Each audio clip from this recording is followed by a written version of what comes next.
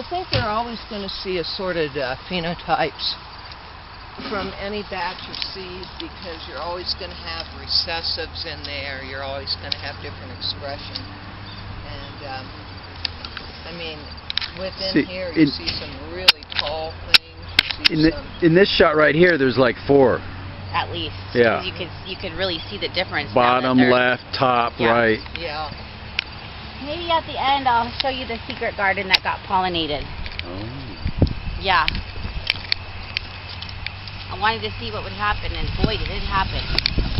So it's possible that these are all from the same seed, but because of the fact that different genetic markers are going to turn off and on certain characteristics, you're going to end up with different expressions.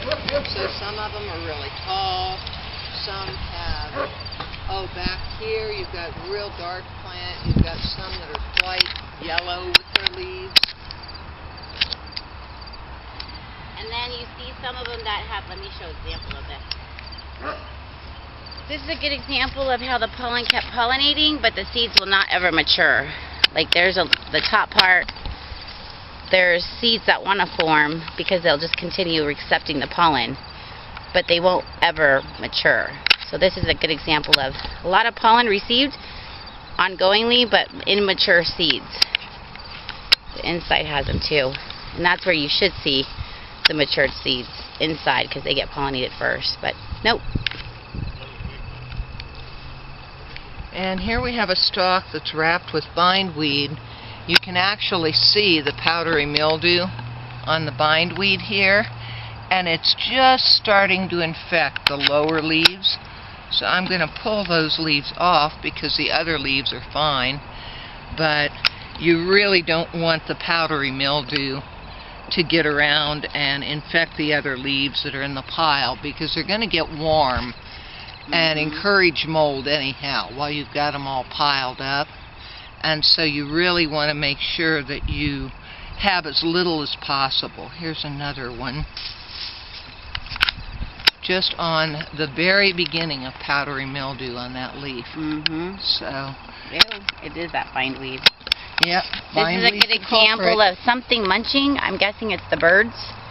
They're munching on the seeds, so they're taking the little seeds out, hanging out, and then there's the little destruction left over. I'll try to find a better example.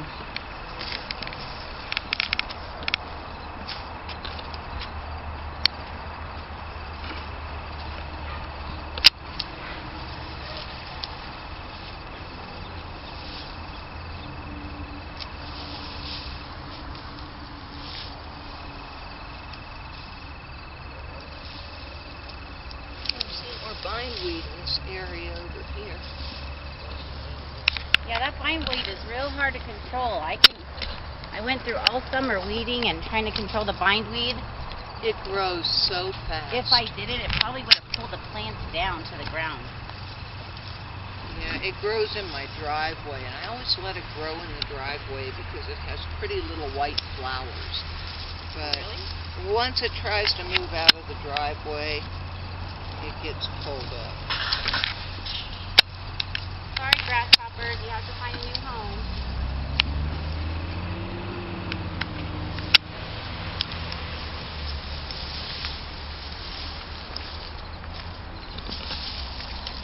Oopsie. Now some of the ones that are branched close to the ground are actually easier to harvest because you only have a single fork or a double fork, while other ones are branched all the way up the plant, which makes it a little more difficult to harvest unless you just cut off the very tops of the plants. These are not good versions for machine cutting. This would not be a good version for machine. No, not at all, because not unless you had a machine that just cut everything off. Or maybe that strip at ground the plant. level. Yeah, like strip the plant, perhaps. I don't know if there's because of the lack of uniformity in height. Yeah, and because it's bushy on the bottom, it should just be like a cola on the top. I heard there's something that can strip the plant, though. I would think that combines could do that. because the combine just cuts the top part, doesn't it?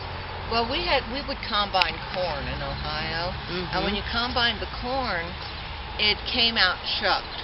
So it would somehow take the corn out of the stalk, and it moved it up this conveyor belt after it shucked it, and then dumped it into the farm trucks. So I would think you might be able to do the same sort of thing. And these would be difficult because of the hail damage to actually be able to even cut them at ground level. Whereas Ryan, what he was doing this year to finish up is he's taking the tractor out, just cutting everything down at once and harvesting by hand after it's cut. But he had significantly more weed growth and more acreage than is here. So, you know, the more acres you get. He had more, and his were like the way hemp should look. Mine are like big bushes from the hill and have less plants. Yeah, his were actually pretty easy to pull up by the roots. Oh, really? Yeah. And some you couldn't, or I couldn't, but the guys could. And he had some pretty big stalks, but his were not as dense as these. I hear you, but I can't see you. I'm hiding. Oh, there you are. I'm digging up my baby trees. Oh. Well, I was planning to. No, I know. We're not over that far yet, so you're safe and sound. We're recording. Baby tree in the hemp field. Baby trees in the hemp field. We were talking about creating some shade. Oh. Because it was just so hot out here. The sun was... This gets real good sun exposure. Yeah, if people didn't have a pop-up or didn't have a canopy, it would have been pretty sweltering. Oh, yeah. That first day in particular. The second day, the wind picked up a little bit and cooled it off. Oh, we have a grasshopper on this plant. You know, you're going to have to find a new home, bud. Go. No, they're not going to know where to go because they've been go. living in here. He doesn't want to let go, man. I wonder if they're eating the seed. I don't know. Because he's clustered right up here at the top. Let me take this branch. Can grasshoppers actually eat a seed? Oh, they've got those mandibles that go back and forth, right? Haven't you know ever that. dissected a grasshopper? No. Not that I can remember, but high school was a long time ago. Ugh. I mean, most of the time they eat leaves.